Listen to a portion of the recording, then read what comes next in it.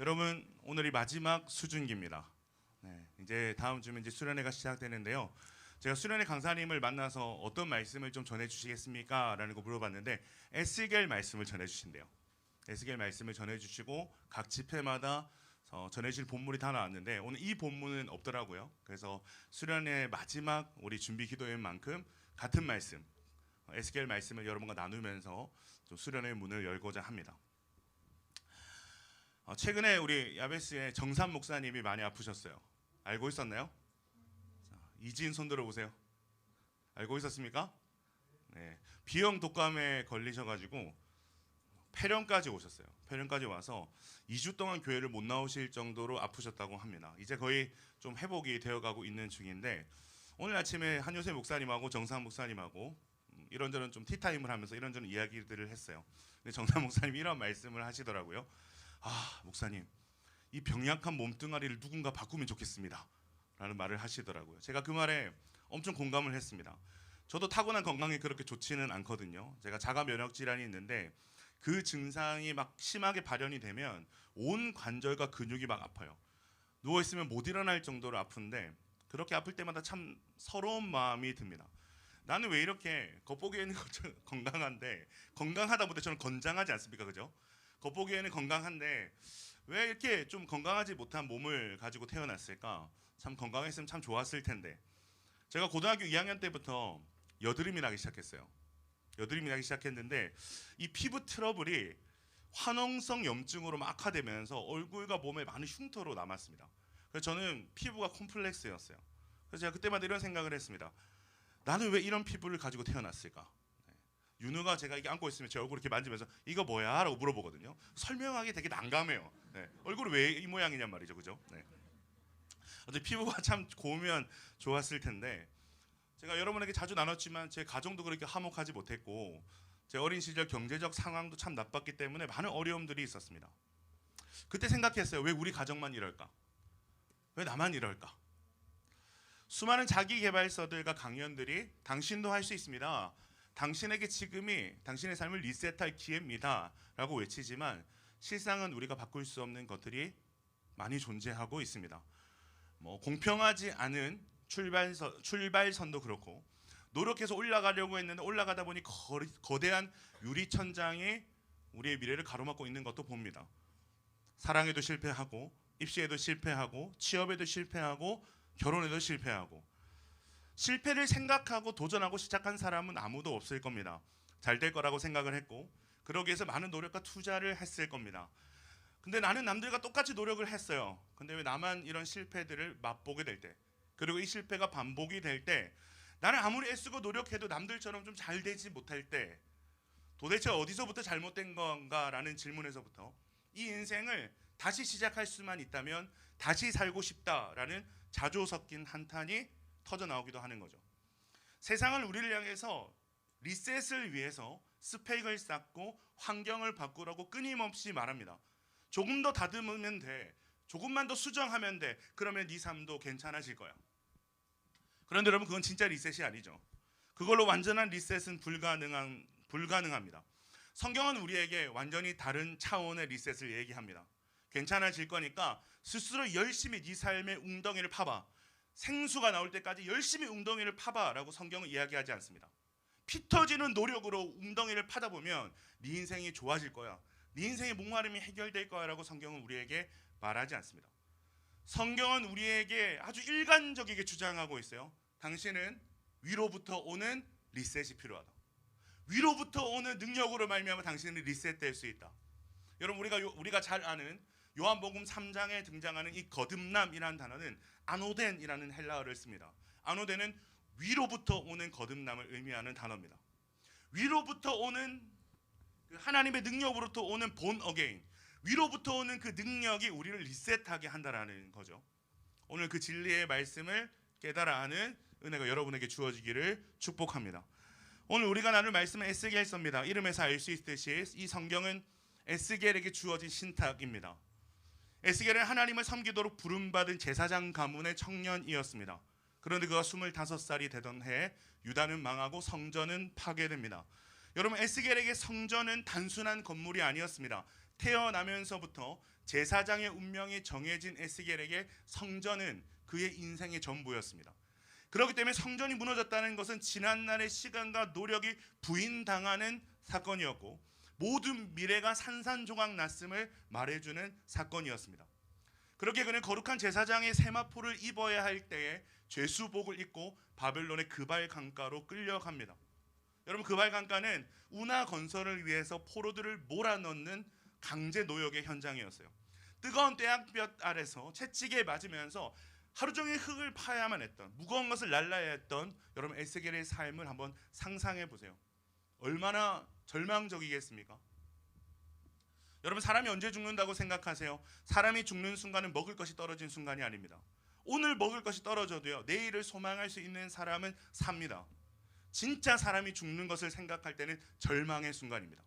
내일도 달라질 건 없을 거야. 내일도 오늘과 같은 절망스러운 삶이 반복될 거야, 찾아올 거야 라고 생각할 때 사람은 죽음을 생각합니다.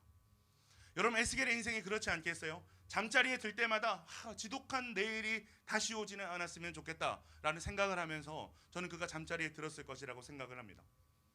시편 137편을 보면 이 상황을 이렇게 고백을 하는데요. 우리가 바벨론의 강변 거기에 앉아서 시온을 기억하며 울었도다. 우리가 바벨론의 강변 거기에 앉아서 시온을 기억하며 울었도다. 사는 것보다 죽는 게 나을 것 같은 삶, 그러나 죽지 못해 사는 이들의 삶은 날마다의 눈물이 그들의 양식이 되는 삶이었을 겁니다. 바로 그 자리에서 하나님께서 에스겔을 찾아오시는 거죠. 그리고 그에게 환상을 보여주십니다. 하나님 가장 먼저 어떤 환상을 보여주시냐? 그발 강가에서 그 하늘 보좌를 보여주십니다. 성전은 무너졌지만 하나님은 무너지지 않으셨다라는 것을 보여주시는 거죠. 하나님은 예루살렘의 어떤 운명에 갇힌 분이 아니라 여전히 온 열방을 통치하시고 다스리시는 왕이심을 그 환상을 통해서 말씀해 주셨습니다. 그러나 이어서 당신의 영광이 성전을 떠나는 모습을 보여주십니다. 종교적인 형식만 남은 이스라엘에 더 이상 하나님의 임재가 없다라는 걸 말씀하시는 거죠. 그리고 37장에서는 마른 뼈들로 가득한 골짜기를 보여주십니다. 가능성이 완전히 사라진 죽음의 현실을 맞닥뜨리게 하시는 거죠. 그런데 그곳에 하나님의 말씀과 영이 임하자 마른 뼈가 군대로 바뀌는 역사를 보게 하십니다. 그리고 나서 하나님은 당신의 영광이 다시 성전으로 돌아오는 장면을 보여주시는 거죠. 오늘 우리가 나눌 본문은 마지막으로 하나님이 보여주신 환상입니다. 즉 에스겔이 본 환상의 클라이막스라고 할 수 있습니다. 하나님은 에스겔을 환상 중에 예루살렘 성전 문으로 데려가십니다. 그곳에서 놀라운 광경이 펼쳐지는데요. 성전 문지방 밑에서 사방에서 물이 스며 나오기 시작하는 거예요. 그 물은 천사가 이 천척을 측량할 때마다 깊이가 달라진다라고 기록을 하고 있습니다. 처음에는 발목을 적시더니 그 다음에는 무릎을, 그 다음에는 허리를, 마침내 사람이 건널 수 없는 거대한 강이 되는 장면을 에스겔은 보게 됩니다. 이 강물이 닿는 곳마다 죽음의 그림자가 걷히고 생명의 역사가 일어나는 것을 보게 됩니다. 여러분, 왜 하나님은 마지막 환상으로 물의 환상을 보여주셨을까? 여러분, 그것은 모든 인간이 겪는 모든 불행과 고통의 뿌리에 여러분 목마름이 있기 때문에 그렇습니다. 해결할 수 없는 목마름이 있기 때문에 그렇습니다. 하나님을 떠난 인간이 겪는 가장 큰 형벌은 여러분 목마름입니다. 성경이 말하는 죄란 생수의 근원이신 하나님을 버리고 스스로 웅덩이를 파는 상태를 말합니다.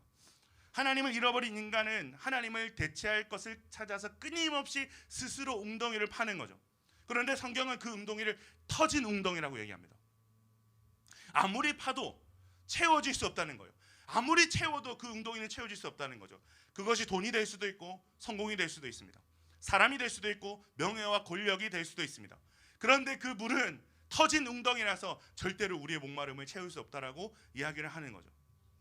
제 첫 사역지에서 한 장로님과 식사를 한 적이 있어요. 돈을 아주 많이 버는 장로님이셔서 제가 질문을 좀 드렸습니다. 장로님, 그 정도 버시면 이제 돈 걱정 안 해도 되시겠네요? 라는 얘기를 제가 말씀을 드렸어요. 그때 장로님이 이러한 말씀을 하셨습니다. 목사님, 제가 돈을 벌어보니까 처음에 이 젊은 시절에 그 장로님이 자수성가 하셨거든요. 젊은 시절에는 1억만 있으면, 내 수중에 1억만 있으면 돈 걱정 안 하겠다라고 생각을 했는데 1억을 벌어보고 1억을 가져보니까 3억만 있으면 좋겠다라는 욕심이 생기고 3억을 벌기 시작하니까 10억만 있으면 좋겠다라는 욕심이 생깁니다. 솔직하게 고백해서 많이 벌면 벌수록 더 큰 욕심이 생깁니다 라는 고백을 해주시더라고요. 여러분, 아무리 돈을 많이 벌어도 욕심이 생긴다는 게 무엇을 의미하는 거죠? 돈으로 우리의 목마름이 채워질 수 있다는 겁니까? 채워질 수 없다는 겁니다. 여러분, 목이 마르다고 우리가 바닷물을 마시면 어떻게 되겠어요? 당장의 갈증을 해소할 수 있을지 모르겠지만 바닷물이 우리 체내의 삼투압의 균형을 깨뜨리고 세포의 물을 빼앗고 그 소금을 배출하기 위해서 더 많은 수분을 소모하기 시작합니다. 그래서 결국 머지않아 더 큰 탈수 증상이 오는 거죠. 우리 영혼도 마찬가지인 거예요. 우리가 겪는 영혼의 목마름은 여러분 다른 어떤 것으로 해결할 수 없습니다. 아무리 다른 것으로 해결하려고 해봤자 결국 더 큰 목마름을 가져올 뿐입니다. 이 목마름의 정점을 성경은 어디라고 얘기하냐면 지옥이라고 얘기하죠.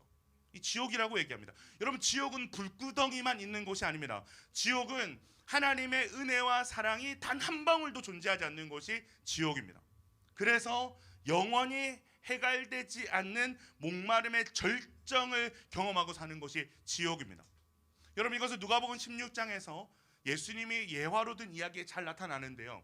누가복음 16장의 부자가 고통 중에 뭘 구하냐면 나사로의 손가락의 끝에 물 한 방울만 찍어서 내 혀를 서늘하게 해달라라는 절규를 합니다.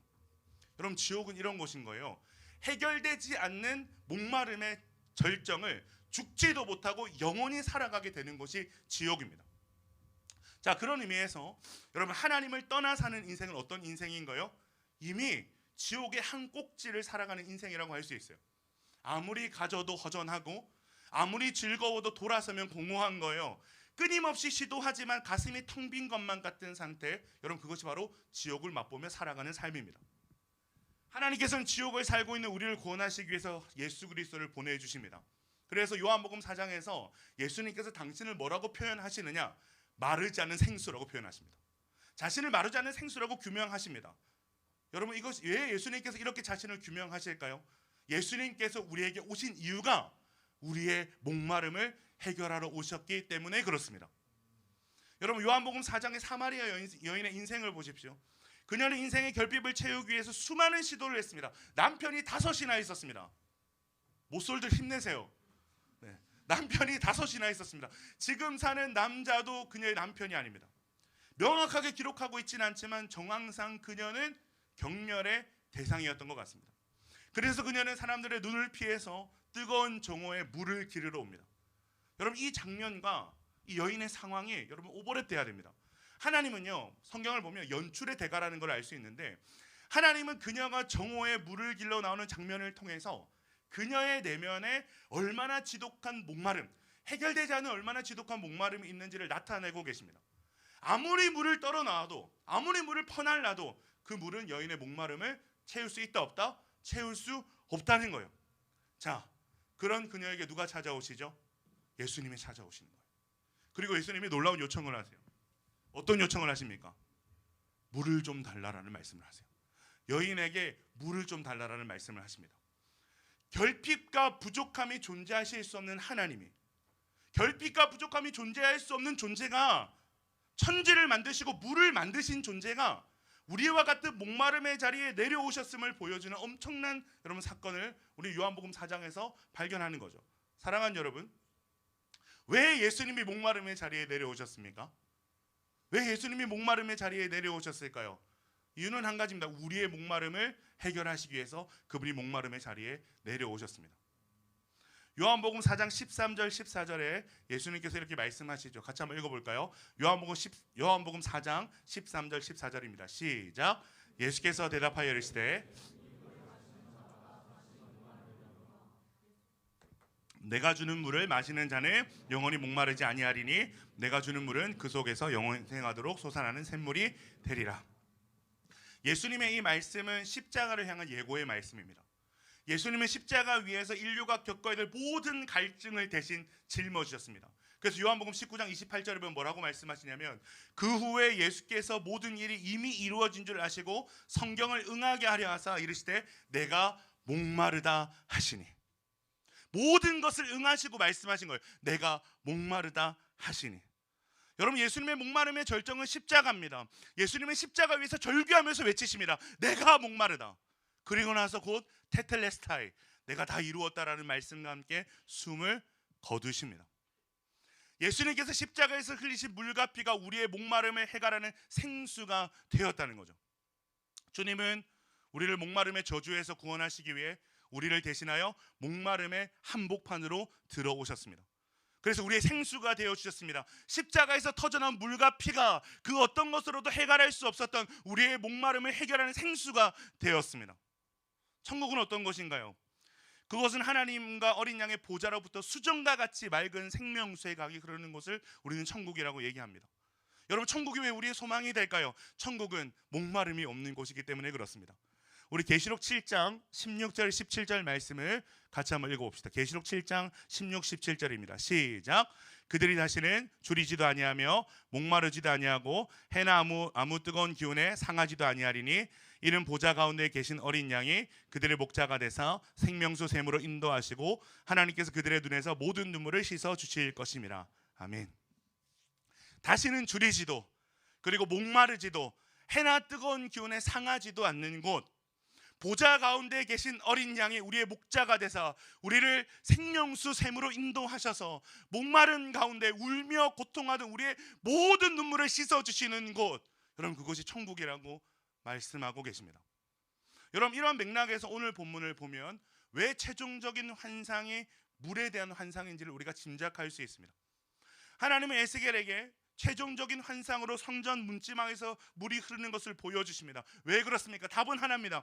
우리 인생의 모든 고통과 아픔, 그 근원이 되는 목마름을 해결하는 유일한 길은 하나님의 임재의 회복이기 때문에 그렇습니다.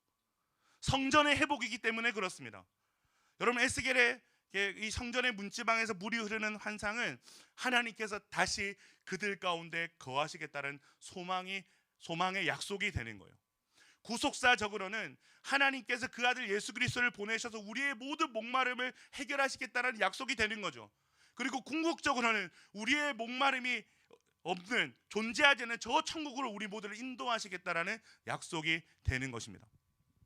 사랑하는 여러분, 누가 예배를 사모한다고 생각하세요? 누가 말씀을 붙잡는다고 생각을 하십니까? 누가 간곡히 기도한다고 생각하십니까? 목마른 자들입니다. 목마른 자들이에요. 여러분, 이 목마름이 주님으로부터 해결되는 아는 사람들이 예배를 사모합니다. 그 사람들이 말씀의 생명을 겁니다. 그 사람이 죽을 힘을 다해서 기도를 하는 겁니다. 우리에게 주님의 임재가 회복될 때 내 안에서 마르지 않는 생수가 솟구치는 것을 경험한 사람, 그것을 아는 사람, 그 사람이 하나님의 임재를 날마다 사모하며 주님 앞에 나오게 되는 것이죠. 오늘 환상을 보면 성전에서 나온 물이 발목을 지나 허리까지 차오르고 마침내 헤엄칠 강이 되는 점진적인 과정을 보여줍니다. 여러분, 이것은 아주 상징적인 그림입니다. 처음에는 물이 발목까지 차오릅니다. 이것이 뭘 의미할까요? 여러분, 혹시 이 파도 치는 모래 해변에서 맨발로 걸어보셨어요? 저는 연애할 때 많이 해봤거든요. 저 해운대 강안리 가가지고 막 배강 하트 은혜 막 이런 거 적고 막 사진 찍고 막 으라고 잠깐 너 나와. 어쨌든 물이 발목 정도 잠길 때에는 내가 내 의지대로 마음껏 움직이고 걸어다니고 뛰어다닐 수 있습니다. 나 잡아봐라 하면서 뛸 수 있는 거예요. 제가 그랬다는 건 아니에요. 네. 성전에서 물이 나와서 발목까지 찬다는 것도 비슷한 의미라고 생각을 합니다. 하나님의 임재, 하나님의 은혜에 발만 담그고 있을 때 여러분 어떤 일이 일어날까요? 은혜는 받고 있는데 여전히 내 마음대로 사는 겁니다. 은혜 받을 때 잠깐은 괜찮다가 금세 또 내가 내 스스로 우물을 파기 시작하는 겁니다. 여러분, 이런 사람도 있지 않아요? 은혜는 받았는데 삶의 자리에 돌아가면 금방 목마른 사람들, 금방 현실에 매몰되는 사람들, 금방 살아온 관성대로 살아가는 사람들, 이 사람들은 아직 발목까지밖에 안 잠긴 사람들입니다. 자, 그렇다면 무릎과 허리까지 물이 찬다라는 것은 어떤 의미입니까? 제가 오늘 아침에도 수영을 했거든요. 제가 요즘 수영을 합니다. 저는 수영이 이렇게 힘든 운동인지 몰랐습니다. 물을 막 이렇게 가르면서 나가는데 두 바퀴만 돌아도 막 심장이 터져가지고 입 밖으로 막 나올 것 같아요. 근데 선생님은 인정사정이 없어요. 쉬지 마세요 이렇게 계속 돌려가거든요. 여러분, 수영장에는 조류가 없어요. 수영장 물에는 조류가 없습니다. 근데 조류가 없는 물도 가슴까지 차면 뚫고 가기가 어렵습니다. 여러분, 혹시 바다나 강에서 수영하거나 걸어보셨어요? 여기까지 차는 바다나 강에서 조류가 심하면 내가 아무리 앞으로 가려고 해도 앞으로 갈 수가 없어요. 앞으로 갈 수가 없습니다. 물이 무릎과 허리까지 찬다는 건 그런 거예요. 내 힘이 점점 빠져나가고 하나님의 통치가 나를 점유하기 시작하는 단계가 물이 무릎과 허리까지 차는 단계입니다. 나는 내 뜻대로 살려고 하는데 하나님이 막 강제로 막 이끌어 가시면서 우리의 힘을 빼가시는 단계입니다. 여러분, 하나님이 힘을 빼시는 걸 경험해 보셨습니까? 너무 고통스러워요. 하나님이 우리의 힘을 빼실 때 우리는 정말 말로 다 할 수 없는 어떤 고통스러움을 경험하게 됩니다. 내 힘으로 정말 아무것도 할 수 없는 상황까지 하나님 몰아가실 때 그 상황이 얼마나 괴로운지 몰라요. 근데 그 상황을 우리가 반드시 지나가야 된다는 거죠. 마지막 단계가 뭐죠? 큰 강이 돼서 완전히 잠기는 단계입니다. 하나님의 임재가 내 삶에 가득한 상태, 발이 땅에서 떨어지고 오직 그 강물의 흐름에 내 몸을 맡길 수 있는 단계. 저는 이 단계를 예수님 한 분으로 충분한 단계라고 말하고 싶습니다. 여러분, 우리가 이 단계가 되었을 때 우리는 모든 정황을 초월하는 기쁨을 맛보게 됩니다. 요즘 제가 찬송가를 많이 불러서 오늘 부르지는 않겠습니다. 내 영혼이 은총 입어라는 찬양의 3절을 보면 이런 고백이 있어요. 높은 산이 거친 들이 초막이나 궁궐이나 내 주 예수 모신 곳이 그 어디나 하늘나라. 후렴이 뭡니까? 할렐루야 찬양하세 내 모든 죄 사함 받고 주 예수와 동행하니 그 어디나 하늘나라. 여러분, 이 찬양의 고백을 곰곰이 한번 묵상해 보십시오. 높은 산과 같이 험난한 길을 걸을 때에도, 거친 들과 같이 아픈 길을 걸어갈 때도, 가난하고 궁핍한 시간을 지날 때에도, 모든 것이 다 갖춰진 것만 같은 궁궐에 우리가 거할 때에도 그러한 정황과 조건이 우리로 하여금 하늘나라, 천국을 경험하게 하는 것이 아니라 내 주 예수 모신 곳이 그 어디나 하늘나라라는 겁니다. 내 모든 죄 사함 받고 주 예수와 동행하니 그 어디나 하늘나라라고 고백하는 겁니다. 여러분, 우리는 이 역설적인 찬양을 노래할 수 있는 사람이 되어야 됩니다. 이 찬양이 언제 터져 나오는 거죠? 성전에서부터 터져 나오는 물이 발목에서 무릎과 허리로 나중에는 우리를 완전히 잠기게 하는 그 은혜의 파도가 되어서 우리를 덮쳐올 때 우리는 비로소 이 고백으로 노래할 수가 있는 거죠. 그런 의미에서 여러분, 수련회는 정말 중요한 자리입니다. 평소에 우리의 예배는 좀 간헐적입니다. 매일 우리가 이렇게 하트 기도하지 않지 않습니까? 그죠? 매일 주일 예배 드리지 않지 않습니까? 그죠? 평소에 우리 예배는 간헐적입니다. 한 번의 예배를 드리고 나서 어쩌면 우리는 숨 돌린 틈도 없이 일상으로 돌아가게 됩니다. 그리고 나도 모르게 그동안의 관성에 따라 생각하고 행동하며 살아갈 때가 있는 거죠. 그래서 금방 또 목이 마르기도 하고, 때로는 그 관성과 역행하는 하나님의 이끌어 가시는 가운데 괴로워하고 갈등하며 살기도 합니다. 물론 이것을 일반화할 수는 없어요. 한 번의 예배로 우리의 인생이 뒤집어질 수도 있는 겁니다. 그러나 어떤 한 맥락에서는 여러분, 수련회에 대한 강조는 입이 아플 만큼 해도 모자른 거예요. 여러분, 수련회가 어떤 것이죠?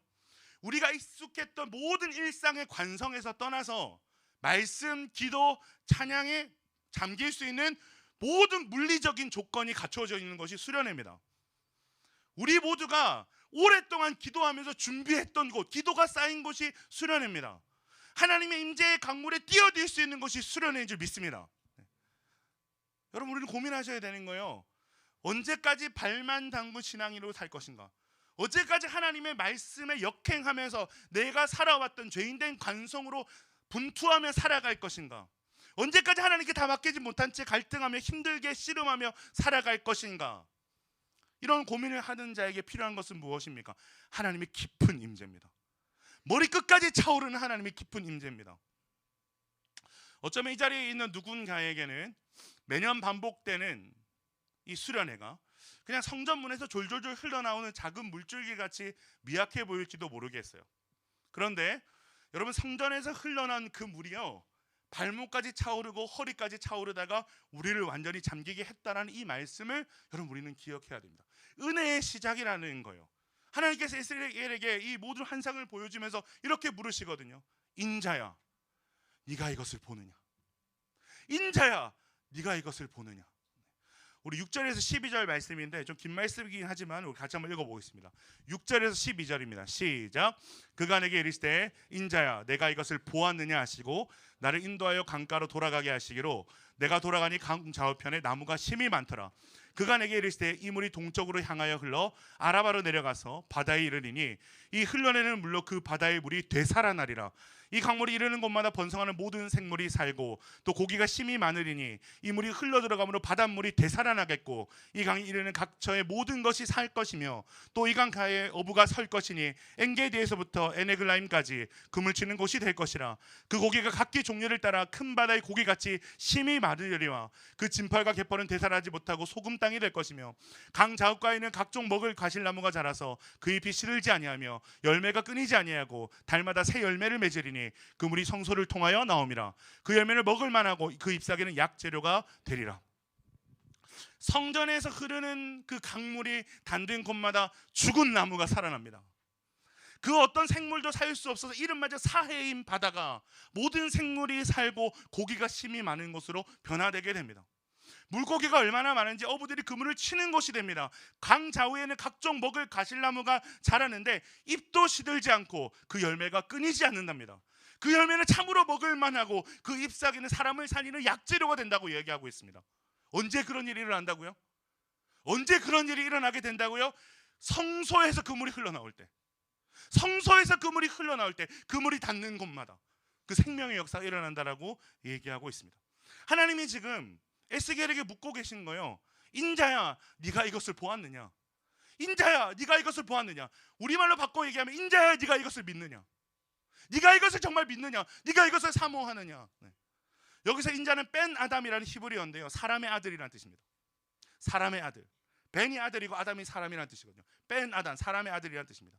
지금 하나님께서는 에스겔이 한계가 있는 인간이심을 강조하십니다. 그래서 너는 절망할 수밖에 없어. 네 힘으로 아무것도 해결할 수 없는 상황 속에서 너를 절규하고 눈물을 흘리고 절망할 수밖에 없어. 그러나 동시에 나는, 너를 지금 찾아온 나는, 너에게 환상을 보여준 나는 전능하신 하나님이야 라는 말씀을 하고 계신 겁니다. 전능하신 하나님이 인자 에스겔을 인도하시고 붙잡고 계시기에 어떤 것도 소망할 수 없는 모든 정황까지도 반드시 리셋하실 것이라는 확신 있는 약속을 하나님께 환상으로 보여주고 계신 것이죠. 그것을 보면서 살아가야 된다. 너는 그것을 보면서 살아갈 존재라는 말씀을 하고 계신 겁니다. 사랑하는 동역자 여러분, 하나님께서 오늘 우리에게도 물어보시는 거예요. 인자야, 네가 이것을 보았느냐? 네가 이것을 보았느냐? 하나님은 끊임없이 우리의 마음을 두드리시며 말씀하십니다. 네가 살아가면서 바라봐야 될 장면은 너의 정황이 아니다. 너의 그 지독한 어떤 절망스러운 상황이 아니다. 너의 그 아픔이 아니다. 너의 그 못남이 아니다. 바로 이 장면이라고 말씀을 하십니다. 네가 이것을 보고 사느냐? 네가 이것을 믿고 사느냐라고 하나님 말씀하시는 거죠. 사랑하는 여러분, 아직도 이것이 믿어지지 않으십니까?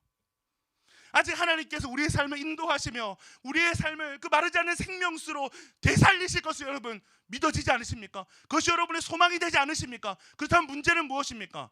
아직 깊이 잠기지 않았기 때문입니다. 아직 깊이 잠기지 않았기 때문에 그렇습니다. 여러분, 우리가 하나님의 말씀에 깊이 잠길 때 우리는 그때 정황이 아닌 하나님의 약속의 말씀을 바라보게 될 줄로 믿습니다. 우리가 깊은 기도로 들어갈 때 우리는 정황이 아닌 전능하신 하나님의 손을 붙잡게 되는 줄로 믿습니다. 그때 우리는 그 하나님께 붙잡힌 손에 이끌려 은혜의 세찬 물줄기를 타는 자유함을 경험하게 되는 것이죠. 상황과 정황으로는 도저히 우리 가운데 주어질 수 없는 하나님으로 말미암는 기쁨과 소망과 만족을 노래하며 누리는 삶으로 변화되게 될 줄로 믿습니다. 세상 그 어떤 목마름일지라도 넉넉하게 채우시는 우리의 모든 상황과 정황을 초월한 마르지 않는 생수 가운데 우리가 하나님을 소망 삼고 살아갈 수 있는 인생으로 변화되게 될 줄로 믿습니다.